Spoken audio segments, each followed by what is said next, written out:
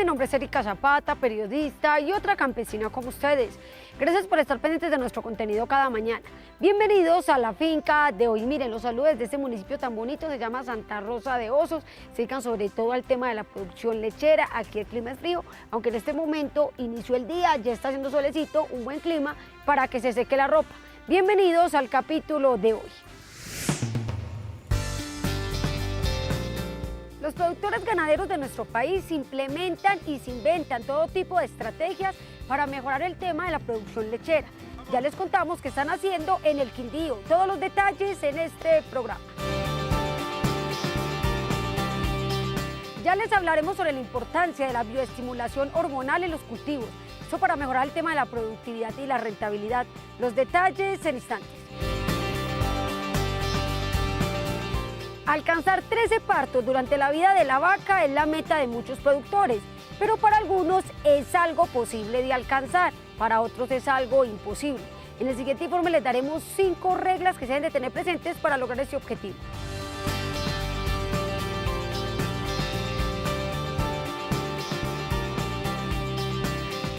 Información, experiencias e innovación. Acompáñanos en este recorrido agropecuario por Colombia.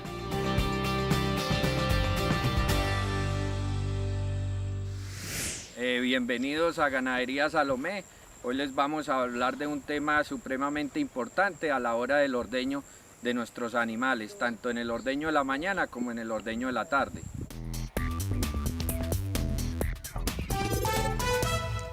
En la Ganadería Salomé se manejan 55 animales para lechería. En busca de incrementar la producción diaria por vaca, se dejó de suministrar el concentrado puro en los 2 ordeños. Ahora el suplemento se humedece en agua y melaza, aumentando así la palatabilidad y aportando más energía. En un momento de nuestra ganadería llegamos a hacer algunos cambios. Uno de ellos fue la forma de implementar nuestros concentrados a la hora del ordeño. La forma de suministrar el concentrado es agregándole 2 litros de aguamiel por 3 kilos de concentrado. En la finca se manejan vacas Holstein, Jersey, Yerhol y Girolando para combinar calidad y cantidad de leche a nivel general. Con todos los animales, sin excepción de raza, se maneja la técnica del concentrado de la misma manera y en todas se ha visto el incremento de litros de leche. Para la técnica disponen de 70 a 80 litros de agua y agregan 5 a 6 kilos de melaza. A esta mezcla le denominan aguamiel. La cantidad de concentrado que nosotros suministramos a nuestras vacas es dependiendo la cantidad de leche que ellas nos dan. Una vaca promedio de 20 litros se le da por cada 4 litros de leche 1 kilo de concentrado en cada ordeño. Tanto en el ordeño de la mañana como en el ordeño de la tarde ya se hace el control de la leche y asimismo se le suministra en los ordeños. Para entenderlo con un ejemplo, a una vaca que produce 20 litros de leche se le proporciona 5 kilos de concentrado en cada ordeño y para humedecerlo se agregan 2 litros de aguamiel por cada 3 kilos de concentrado. Es decir, que la mezcla específica para ese animal sería 3.3 litros del líquido y los 5 kilos del suplemento. Desde que se empezó a implementar el tema de los concentrados, humedeciéndolos a la hora del ordeño, nuestros animales cambiaron la producción, obteniendo unos resultados muy exitosos. Un promedio de cada animal nos subió la leche de 4 a 5 litros por día. Entonces esto nos lleva a darnos cuenta que la función de humedecer el concentrado funciona. Y antes de darlo nosotros manejábamos un concentrado seco y la producción era un promedio baja. Y ya se implementó y esto nos ha funcionado muy bien. Anteriormente la finca tenía una producción diaria de 350 litros de leche. Ahora el promedio está cerca de los 500 litros. Carlos Vargas, su propietario, agrega que la técnica del concentrado humedecido, las mejoras en las praderas y una doble fertilización de potreros les ha permitido obtener dichos resultados. Invito a nuestros ganaderos a que implementen esta clase de concentrado en sus ordeños, en sus ganaderías, ya que esto nos lleva a que tengamos una cantidad de leche superior a la que siempre mantenemos en nuestras ganaderías. Ustedes saben que siempre en las lecherías se debe que mantener cantidad con calidad y esto es un producto que está dando muy buenos resultados. En los análisis de sólidos totales, la leche producida en la finca ha logrado niveles de proteína de 3.5 y de grasa de 4.4.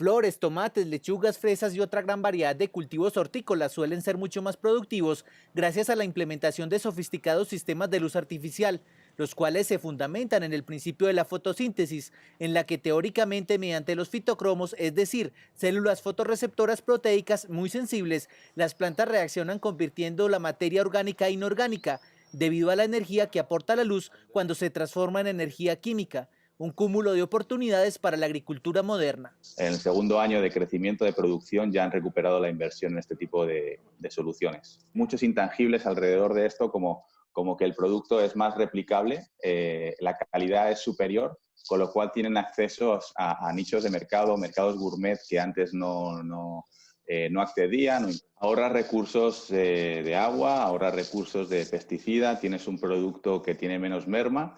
Y sobre todo es un producto mucho más replicable y sabes que tu producción va a ser correcta y no dependes tanto del clima o de factores externos. En un invernadero pues tenemos refuerzo con luz artificial y también tenemos un entorno semicontrolado de aporte de CO2 o de agua, de humedad, etcétera, que puede ser un poco variante en función de la temperatura o el clima que haya externo.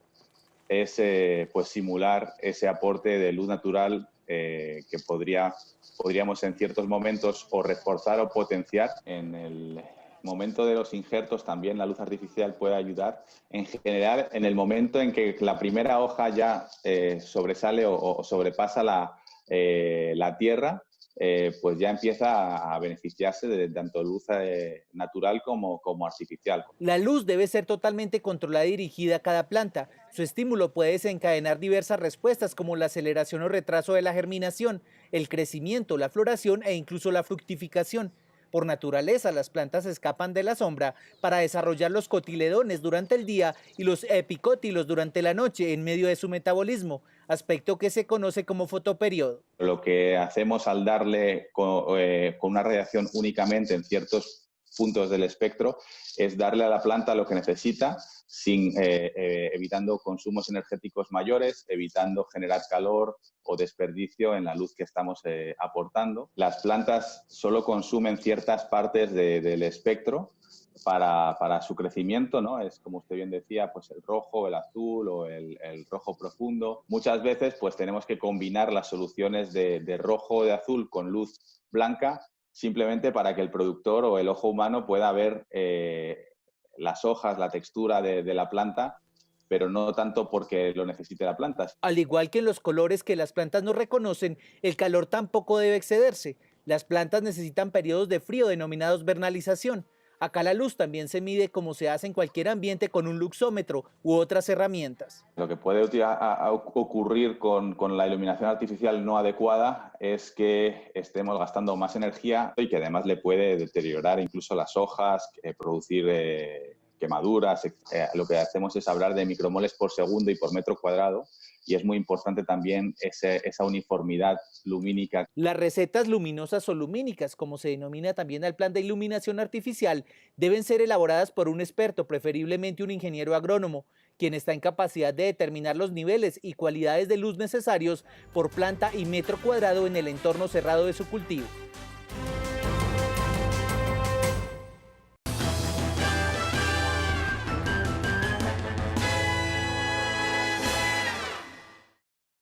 Mejorar la productividad de los cultivos es un reto diario para la agricultura colombiana.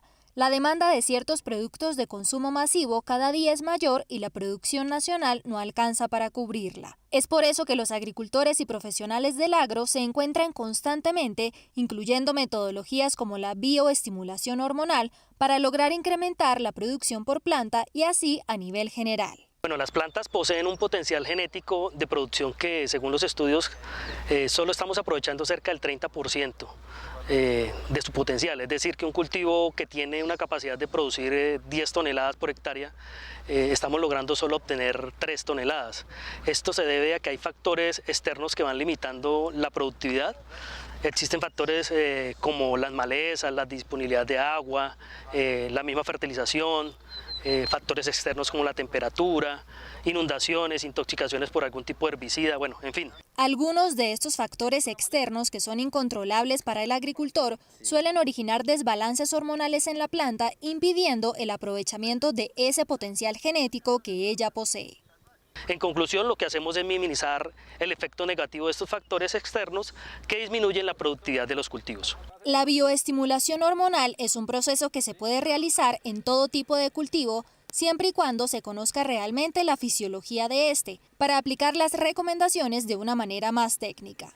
Lo que hacemos es precisamente que identificamos las etapas que impactan directamente la productividad de los cultivos y en esos momentos aplicamos a través de nuestras herramientas las hormonas de crecimiento, que son las citoquininas, las auxinas y las giberelinas, con sus cofactores, que son elementos nutricionales que tienen efectos a nivel fisiológico para mejorar el balance hormonal y de esta manera pues poder aprovechar el potencial genético de las plantas que tienen. En la bioquímica vegetal se juega con las hormonas que la planta produce en varias etapas de su vida.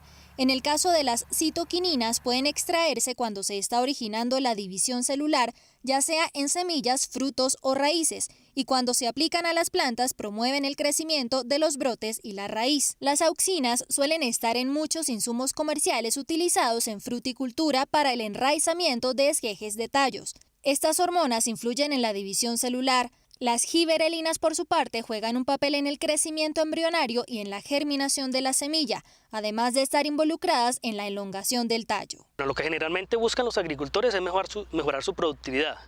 El paquete completo de este manejo se paga en este momento solo con incrementar 3.5 bultos por hectárea, bultos de arroz, digamos, a precios a los que nos encontramos en este momento. El éxito del método depende de factores como temperatura, microbiología, oxígeno y humedad del suelo, propiedades como el pH, la textura y la capacidad de retención.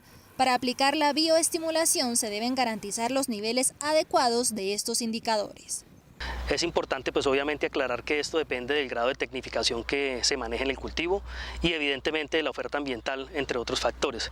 Pero en conclusión realmente la inversión se paga y es beneficiosa para el agricultor. El análisis costo-beneficio al apuntar a esta alternativa es altamente favorable para los agricultores. En el caso del cultivo de arroz, por ejemplo, se han visto experiencias en las que se logra obtener diferencias de más de 14 bultos en la cosecha. La trivia del campo. Conviértete en un experto con la finca de hoy. Pregunta. De los siguientes derivados de la leche, ¿cuál demora menos en su fermentación? A. Queso. B. Kumis. C. Yogur. Piénsalo bien y descubrirás la respuesta correcta.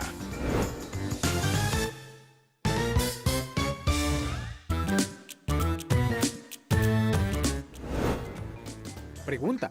De los siguientes derivados de la leche, ¿cuál demora menos en su fermentación? A. Queso. B. Kumis. C. Yogur.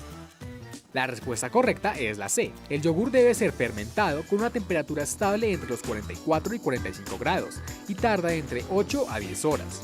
A diferencia del kumis, que demora de 10 a 12 horas, y el queso, que dependiendo del tipo, pueden ser días, semanas o meses.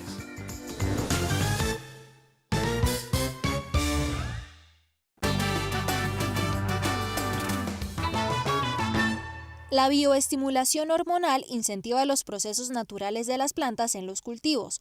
Por eso se ha convertido en una estrategia útil para corregir déficits de crecimiento que en la mayoría de los casos son ocasionados por cambios drásticos de temperatura y plagas. Estos factores afectan las condiciones ideales para la planta y van originando un estrés.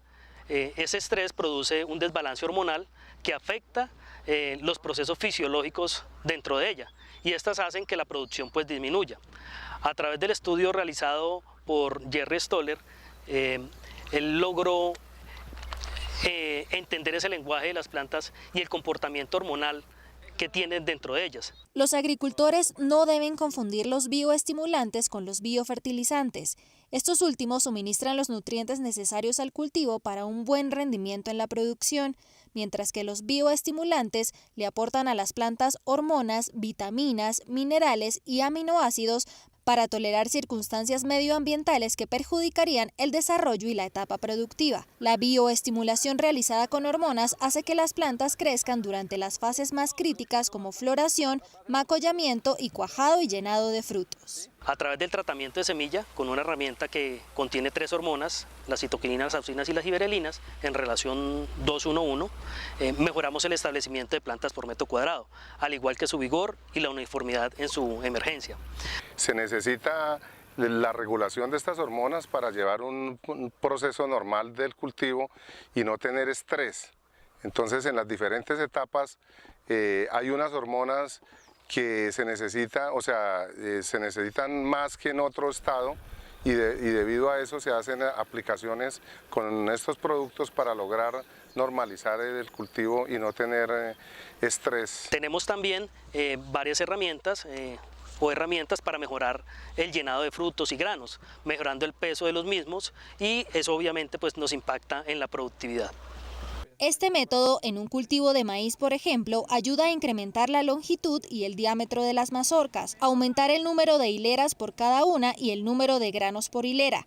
Para colocarlo en cifras, al momento de la producción, el peso de 1000 granos puede llegar a 375 gramos y se logran rendimientos de 10.000 kilos por hectárea. En banano a través de otra herramienta que tenemos, logramos extender la vida útil del banano, es decir, que no se madure tan rápido y pueda ser exportado y llegar bajo muy buenas condiciones para ser consumido por las personas en otros países, minimizando la pérdida de aprovechamiento del potencial genético. Por ejemplo, una etapa importantísima en el arroz es el buen establecimiento de las plantas por metro cuadrado. De ello depende realmente la producción.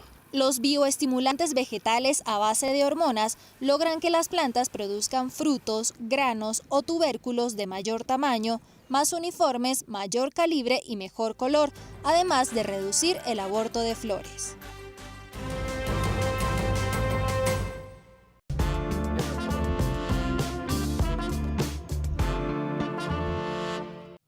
Como un cúmulo de factores que se trabajan desde el nacimiento mismo de la hembra y durante toda su vida, describen los expertos la fertilidad o preñez de las vacas, el factor quizá más importante sobre el que giran tanto la productividad como la rentabilidad del hato. 6 son esas variables: temperatura, condición corporal del animal, nutrición, estrés, manejo, sanidad, que sin reproducción yo no voy a tener producción.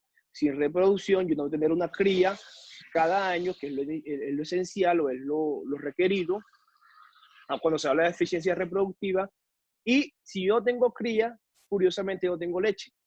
Entonces la reproducción es importantísima porque a partir de la reproducción es que yo voy a planificar mi lucro. Lo ideal es que cada vaca alcance entre 8 a 13 partos durante toda su vida. El animal es una especie de maquinita que necesita cuidado y mantenimiento. El primer consejo es garantizar una alimentación balanceada en proteína, fibra, energía y minerales como el calcio, el fósforo y el magnesio, fundamentales en la reproducción. Si yo no tengo una buena nutrición, mis vacas no van a tener buena condición corporal y mis índices reproductivos van al piso. El segundo consejo en pro de la fertilidad guarda relación con el primero y es el desarrollo integral del animal durante cada fase de su vida. No se recomienda, por ejemplo, destetes antes de los 8 meses ni preñeces en el primer celo, tampoco si las novillas no superan los 300 kilos.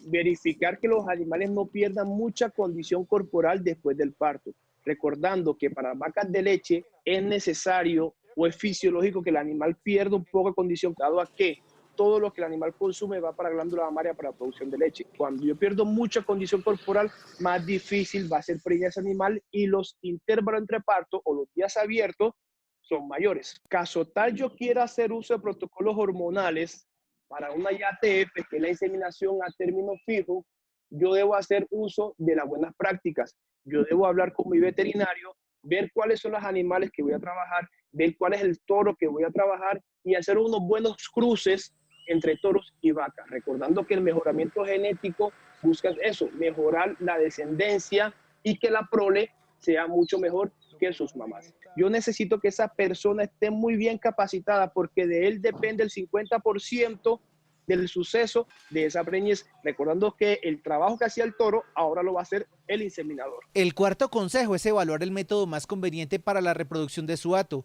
sea la monta natural o las técnicas de reproducción asistidas.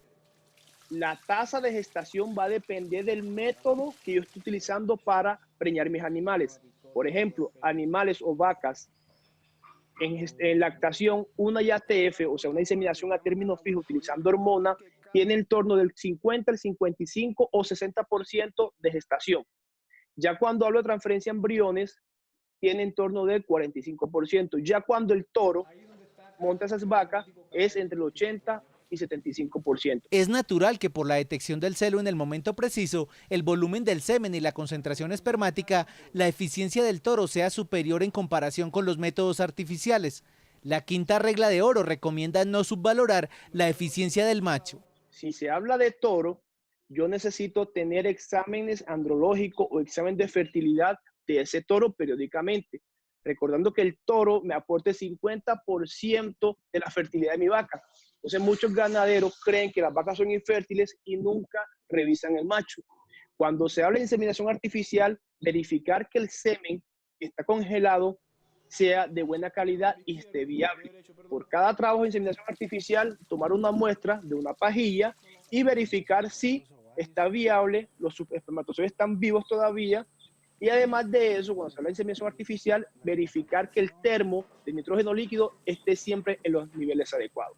Los expertos cuestionan la idea de que los 20 meses de vida son la mejor edad para la primera preñez. Ganados bostauros o europeos son más precoces en su sexualidad. Confirmada la preñez, la ternera debe ser separada con otras de su misma condición para evitar que las demás hembras puedan lastimarla.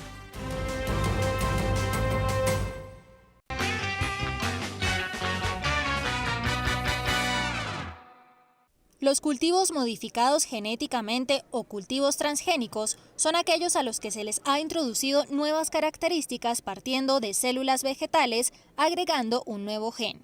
Hablamos con Paul Chavarriaga, biólogo con 2 maestrías y un doctorado en botánica y biotecnología, sobre el método y sus beneficios, y esto nos contó. Sí, ese nuevo gen puede ser uno que le confiera la característica de tener resistencia a un insecto, o le confiera la característica de ser tolerante a un herbicida, o le confiera un aumento, por ejemplo, en la cantidad de provitamina A, etc. Hay muchas características que se pueden, digamos, modificar, introducir en las plantas por transgénesis. Eso, en síntesis, es un transgénico. Perfecto. ¿Cómo se llega a ellos, Paul? ¿Cómo se llega? Y, digamos, ¿en qué tipo de cultivo se puede hacer esa transgénesis? Bueno, hoy en día se hace en la mayoría de los cultivos grandes, mayores, importantes en el mundo: maíz, soya, algodón, cacao, hasta café de pronto, bueno, muchos, girasoles, etc. Entonces, prácticamente cualquier cultivo, hasta caña de azúcar, otro, es susceptible de ser modificado genéticamente. Bueno, tienes que tener varios componentes. El componente celular, que es el de las plantas mismas. Tienes que tener un sistema que se llama un sistema de cultivos celulares, y es un sistema que es de laboratorio y se trabaja en laboratorio. Se llama un sistema in vitro porque es de laboratorio, se trabaja pues con frasquitos, etcétera. Y allí en ese cultivo tienes que tener la capacidad de tener un vector que es un organismo que es capaz de introducir información genética nueva a la célula. Y a partir de esa célula, entonces tú generas toda una nueva planta que contiene nueva información que adquirió, ¿sí? Ese organismo se llama, casi siempre se ha utilizado un organismo de origen natural, se llama Agrobacterium. Es una bacteria que convive en la naturaleza con las plantas. Entre las características que se aportan a los cultivos con la transgénesis están tolerancia a herbicidas, sequías e inundaciones, resistencia a virus y ciertos insectos dañinos. Los que yo he conocido y estudiado un poco más han sido los que son comerciales hoy en Colombia. Por ejemplo, los maíces con resistencia a ciertos lepidópteros, a los gusanos pasadores de la mazorca se llaman, así se conocen. Y esos han demostrado en la mayoría de los casos que hay un beneficio en el ahorro final, ¿sí?, de lo que tienes tú que gastar en términos de aplicaciones. Para el algodón es igual. Y al final el beneficio está en que no solo ahorras económicamente, porque no tienes que hacer tantas aplicaciones, por ejemplo. Por decir una cosa, en un cultivo convencional tendrías que hacer 5 o 6 aplicaciones para controlar una plaga. Eso es dinero. Todo eso redunda finalmente en protección al medio ambiente y en dejar de estar, por ejemplo, contaminando aguas. En estos cultivos el fruto puede tener una maduración retardada, haciendo que su sabor y olor se conserven por más tiempo. También se puede obtener una mejora nutricional, reduciendo el contenido de alérgenos y toxinas, optimizando el sabor y la textura. Esos productos, digamos, si el agricultor implementa esa transgénesis y logra obtener el producto final con esas características, ¿tienen un valor agregado en el mercado ese producto final? Claro, definitivamente sí. Ponte tú a pensar un arroz que sea más rico en nutrientes, por ejemplo, en vitamina A, ¿sí? Ese es un buen ejemplo que ya existe. Se llama dorado porque el color que le da esa característica lo convierte en un arroz amarillo intenso, muy bonito, que es casi dorado. Eso se desarrolló en laboratorios en Europa. Y el valor agregado que tendrá al final es que no solamente es más nutritivo, sino también más atractivo y seguramente tendrá un mejor precio. Implementar cultivos transgénicos le representa al agricultor un uso racional de insumos químicos, disminución de pérdidas en la cosecha y siembras más resistentes frente al panorama del cambio climático.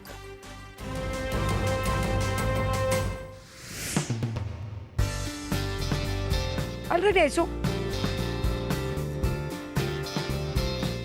hablaremos de algunos avances en normatividad sobre cultivos de cannabis medicinal y veremos un modelo de nutrición de cultivos de aguacate que promete aumentar la productividad. Ya regresamos. Continuamos con nuestro recorrido agropecuario. Ya les contaremos la historia de la primera empresa que en Colombia sembró cannabis con fines medicinales, los reglamentos que tienen presentes y la normatividad. Todos los detalles en la finca de hoy. Ya les contaremos la estrategia de tecnificación que está implementando una pequeña granja porcícola. Así mantiene los estándares de calidad sin utilizar mucha plata. Todos los detalles en instantes. Un productor antioqueño nos cuenta sobre una estrategia que está implementando en su cultivo de aguacatejas.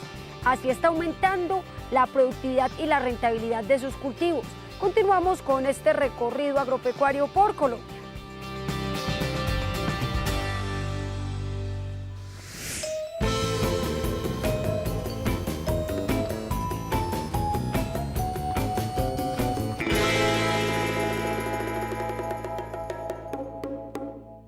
Como una gran oportunidad económica, generación de empleo y potencial curativo e investigativo, ven los empresarios que aprovecharon la normatividad expedida en 2017 por los Ministerios de Salud, Justicia y Agricultura para sembrar cannabis medicinal en Colombia. Aquí teníamos un recurso, teníamos una planta que Dios crió con una habilidad de curar increíble, en que nosotros realmente no la estábamos utilizando correctamente. Que en todo el mundo estamos en un proceso de cambio de visión de lo que antes era considerada la planta que mata a la planta que cura. Y un producto que en su momento era un producto ilegal del mercado negro se vuelve ya un producto medicinal del mercado legal. Los cannabinoides se desarrollan en unos pelitos que se encuentran en la parte externa de la flor que llamamos de tricomas. Esos tricomas tienen unas glándulas. Adentro de esas glándulas se encuentra un aceite que tiene una composición de terpenos y cannabinoides. Y dentro de los que ya conocemos, son más de 100 cannabinoides ya descritos por científicos en todo el mundo, de los cuales 3 o 4 principales son considerados como medicinales. Este es quizá el cultivo más vigilado. En torno a él, desde 1986, se han expedido 2 leyes, 2 decretos y 5 resoluciones. También hay monitoreo constante del ICA y el Fondo Nacional de Estupefacientes. El marco legal de Colombia no permite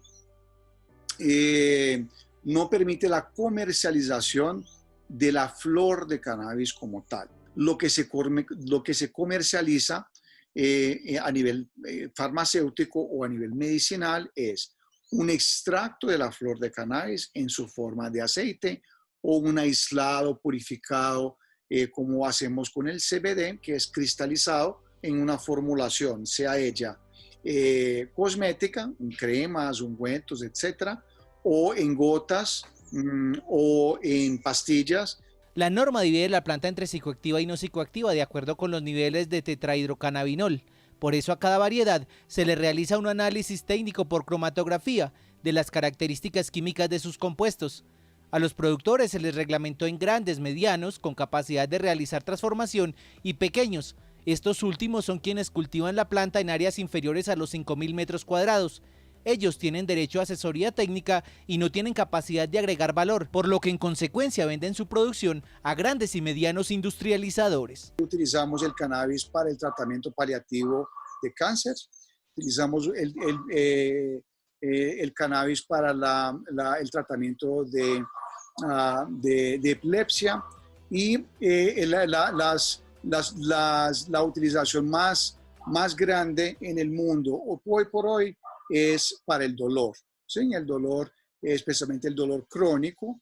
Hay otros componentes en el cannabis también que son muy importantes como antiinflamatorios. Según los expertos, el potencial del cultivo en Colombia está dado por los aspectos ambientales como el fotoperiodo, es decir, 12 horas luz y 12 horas de oscuridad. En otros países como Canadá no tienen esa ventaja de la eterna floración. La planta no soporta temperaturas por debajo de 0 grados.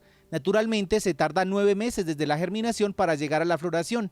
Su mayor productividad se obtiene bajo invernadero, donde mediante clonación logra floración en escasas 15 semanas. Allí se siembran hasta 30 plántulas por metro cuadrado, dependiendo de la variedad. En el país hay por lo menos 300 variedades identificadas. Hacemos una polinización o un cruce sexual, donde se derivan semillas. De esas semillas entonces hacemos la selección de las variedades más interesantes a nivel tanto agronómico como medicinal. De ahí entonces estas variedades entran a un sistema de propagación in vitro o de cultivo de tejidos, donde cogemos un pedacito del meristemo de la planta y la propagamos in vitro por un proceso de clonación. Por su similitud con la floricultura, suele aprovecharse de su experiencia y mano de obra calificada, debido a que se necesitan como mínimo 20 personas por hectárea para realizar labores como control de enfermedades y plagas, entre las que se cuentan insectos, hongos, trips, ácaros, minadores, trozadores, botritis y esclerotinia, los cuales se deben controlar manualmente, ya sea de manera biológica o con aspiradoras, para evitar trazas sintéticas en los extractos. Utilizamos hongos, bacterias, nematos, para controlar otros organismos, sea insectos o hongos, y también utilizamos extractos vegetales, como el extracto del ajo, del ají y de otras plantas, más que nada como repelentes. La mayoría de trabajo es manual y va desde el desmalece hasta la poda y la cosecha, consistente en cortar los tallos desde la base, extraerles las flores y llevarlas a secado en bodegas de ambiente controlado donde permanecen 7 días. Luego pasan a un proceso de industrialización mediante la utilización de máquinas extractoras que funcionan con CO2 o etanol.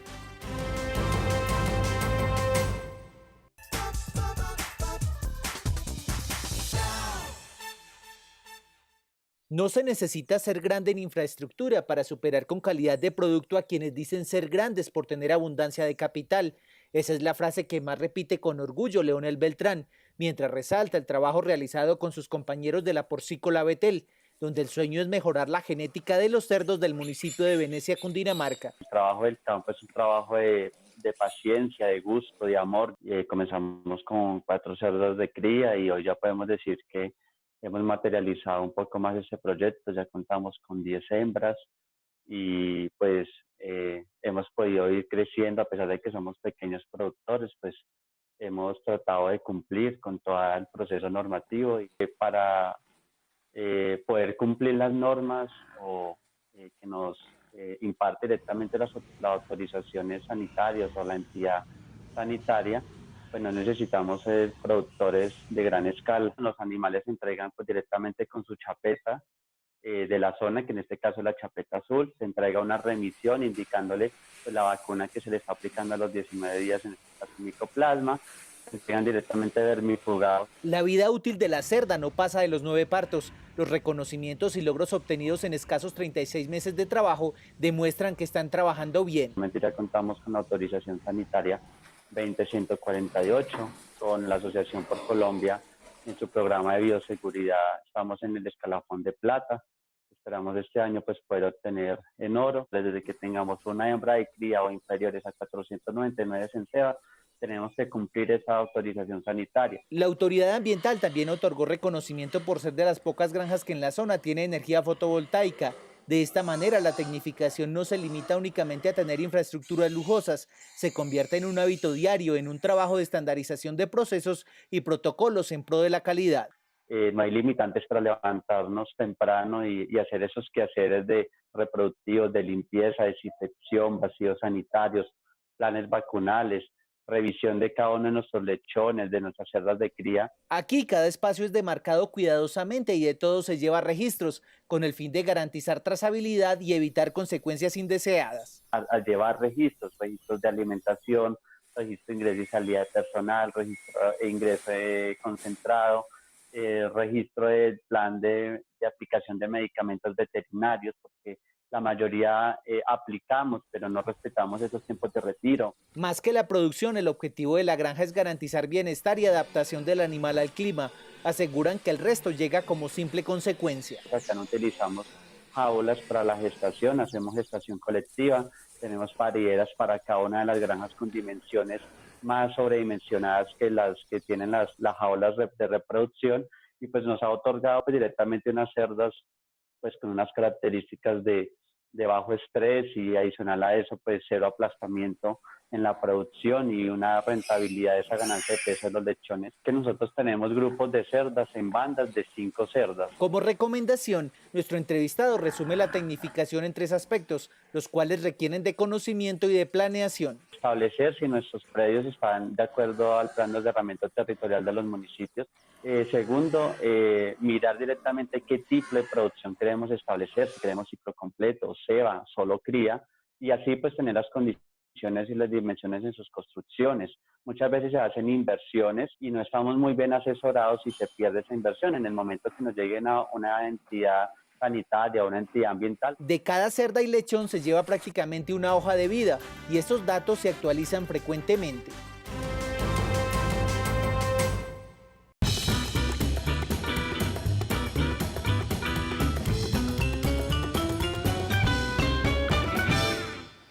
La producción promedio de aguacate Hass en Colombia está en 4 toneladas por hectárea. Sin embargo, en el municipio de Entre Ríos, en el departamento de Antioquia, Jorge Sánchez, sembrador de aguacate por más de 15 años, elaboró un modelo nutricional para los árboles que les permitió pasar de producir 4 a 60 toneladas por hectárea. En lo que ustedes han venido trabajando con ese modelo nutricional, háblenos un poco de esos productos que ustedes han venido desarrollando en laboratorios y los beneficios que le aportan a la planta como tal para incrementar la producción. Sí, mira, en vista de que no habíamos sido capaces de pasar de 4 toneladas por hectárea, nos dimos a la tarea de montar un laboratorio para descubrir cómo podríamos llegar a 100 kilos por árbol. Empezamos primero, desarrollamos un producto a través de unas moléculas que es un fertilizante foliar que lo aplicamos a todo el follaje del árbol. Nos dio extraordinario resultado y lo hemos ido mejorando a través del tiempo en los últimos 6 años que llevamos de este laboratorio. Entonces ese producto nos indujo el ADN del árbol a ser resistente a las plagas y a las enfermedades y adicionalmente a potencializar toda su capacidad productiva. Nosotros hoy tenemos árboles de aguacate Hass que producen 1 tonelada de aguacate, 1,5 toneladas, tenemos árboles de 800 kilos, de 700 kilos, que es muy difícil encontrar eso en cualquier lugar del mundo. ¿Cuál fue esa investigación, esa búsqueda para ustedes poder lograr esos estimulantes y implementarlos en los cultivos? Claro, mira, eso no fue fácil, porque nosotros cuando empezamos tampoco fue que al otro día encontramos la fórmula mágica. Entonces, primero sacamos un elemento que es el que estimula el ADN del árbol para incitarlo a que sea más resistente a las plagas y a las enfermedades, y adicionalmente que toda su capacidad productiva se ponga a su disposición. Entonces, específicamente en los cultivos que usted maneja allí en Antioquia, ¿cuánta producción había antes de implementar este modelo nutricional por hectárea y cuál es la producción actual que tienen en estos momentos de aguacate por hectárea? Bueno, hace 6 años, te voy a poner un ejemplo. Un árbol mío daba 20 kilos. Hoy el promedio que nosotros tenemos es de 300 kilos por árbol. Pero un árbol que hace 6 años a mí me daba 20 kilos, hoy me da 1,5 toneladas de aguacate. No estoy diciendo que todos mis árboles dieron 1,5 toneladas, no, ojalá, pues. Pero tengo árboles de 1,5 toneladas que hace 6 años daban 20 kilos. Entonces mira que esto es una cosa asombrosa. Claro. Y no es en todo el mundo, porque esto son cosas naturales lo que nosotros usamos. Los fertilizantes y bioestimulantes que utilizan son controladores naturales para tener una agricultura limpia sin plaguicidas químicos. ¿Cuáles son esos 4 productos? O sea, ¿cómo se llaman y qué le hace cada uno a las plantas? Bueno, hay uno que es fertilizante sanavite foliar, que ese es el que induce el ADN del árbol a que se vaya volviendo resistente por sí mismo a las plagas y a las enfermedades. Y es el que lo sensibiliza para que saque su máximo potencial productivo. El segundo es un control pH, que ese control pH es el que va al suelo, controla el aluminio y hace que el suelo esté disponible para que el árbol pueda alimentarse adecuadamente, o sea, pueda tomar los elementos del suelo. Y tenemos otros 2 elementos que siempre los mezclamos. Uno es un producto que nosotros lo llamamos jabón potásico, que mezclado con otro que lo llamamos fusión, esos 2 productos nos van a controlar. Uno es para plagas y el otro es para enfermedades. El potásico es para las plagas y el fusión es para las enfermedades. O sea que las principales enfermedades del aguacate las combatimos con esto. Nuestro entrevistado nos cuenta que durante los primeros 10 años un árbol producía 20 kilos de aguacate. Ahora obtienen 300 kilos por árbol en siembras de 200 árboles por hectárea. Esto permitió dejar de trabajar con temporadas de cosecha y que los árboles produzcan durante todo el año. Y lastimosamente hemos llegado al final de nuestro programa, pero espere mañana más historias, anécdotas e información del campo colombiano. Las personas que están en otros países nos pueden ver a través de la señal de Caracol Internacional y ustedes a través de las redes sociales que aparecen en pantalla. Ustedes no solamente son los protagonistas de este programa, también del trabajo de la tierra del país. Mañana tenemos otra cita bien temprano, pero quien madruga, Dios le ayuda y todos los días madrugamos para aprender del trabajo de nuestros campesinos. Hasta pronto.